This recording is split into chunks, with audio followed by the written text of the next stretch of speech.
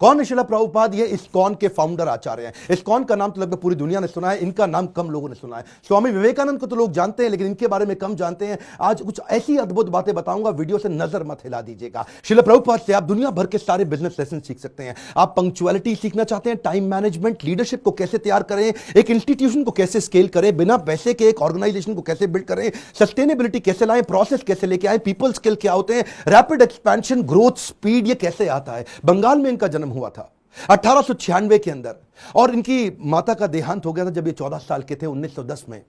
ये Scottish church college गए थे, यूरोपियन लेड एजुकेशन थी, शुरू से ही बहुत तेज थे, अंग्रेजी में इन्होंने पढ़ाई करी, लेकिन इन्होंने डिप्लोमा या डिग्री जो भी थी ब्रिटिश को रिस्पॉन्ड करते वक्त इन्होंने इंडिपेंडेंस मूवमेंट पर उसको लेने से अस्वीकार कर दिया। गांधी के नॉन कोऑपरेशन मूवमेंट में ये बहुत बड़े कॉन्ट्रीब्यूटर रहे। ये कोई शुरू से सन्यासी नहीं थे। प्रयागराज इलाहाबाद में इनका खुद का फार्मेसी का बिजनेस था, पर 1922 में जब अपने गुरु से मिले, इनके गुरु इनको देख के पहचान गए कि शिला प्रभुपाद की अंग्रेजी तो इतनी अच्छी है कि जब ये अंग्रेजी में बोलेंगे तो अंग्रेज भी डिक्शनरी खोल करके उस समय समझेंगे कि अंग्रेजी में बोल क्या रहे हैं।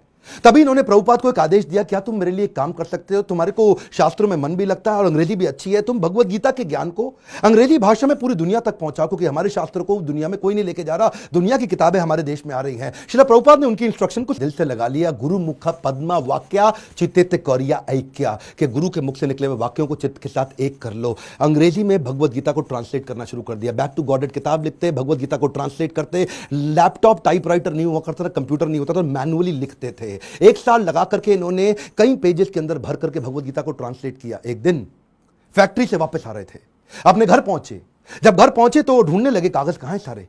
इतनी मेहनत की, कागज इनको मिल नहीं रहे थे, बड़े परेशान थे उस समय।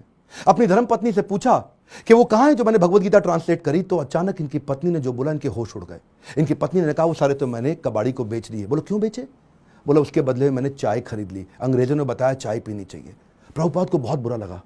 अचानक प्रभुपाद ने उनसे पूछ लिया टी और मी। इनकी पत्नी ने बोल दिया टी। उस दिन उन्होंने अपना घर छोड़ दिया, संन्यास लेने की तैयारी करी। वहां से जाकर के उन्होंने फिर से भगवत गीता लिखनी शुरू करी। बाद में ये वृंदावन चले गए, कई साल वृंदावन रहे, भगवत गीता लिखी, उसकी तैयारी करी। ये पहले से जानते थे कि दुनिया का नंबर 1 देश अमेरिका और अमेरिका का नंबर 1 शहर न्यूयॉर्क, तो मैं शुरुआत न्यूयॉर्क से ही करूंगा। थोड़ा इमेजिन करिए, 70 साल का किसी बूढ़े व्यक्ति का चित्र लेके आइए अपने मन में। 70 साल की उम्र में 32 दिन की जहाज की लंबी यात्रा, जिसमें रास्ते में इनको 2 बार हार्ट अटैक आ गया। कुछ केवल साथ में $7 लेके कुछ किताबें लेकर निकल पड़े। वहां कोई इनको जानता नहीं था।